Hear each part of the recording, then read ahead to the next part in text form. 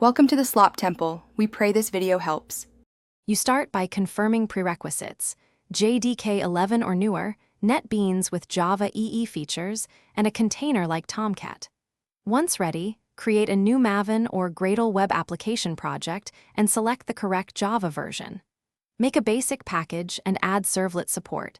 Either create web, XML, or plan to use servlet annotations. This gets your project structure and dependencies in place, so you can code endpoints immediately without fighting configuration later.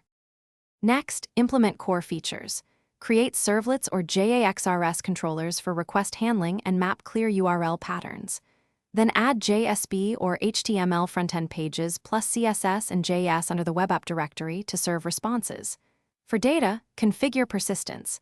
Set up a JDBC connection or JPA entities and a DAO layer. Include dependencies in POM, XML, or build.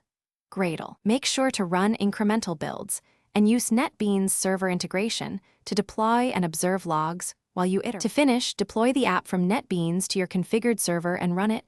Open the app in a browser and exercise endpoints or pages. Once done, test APIs with Postman or curl and verify database interactions.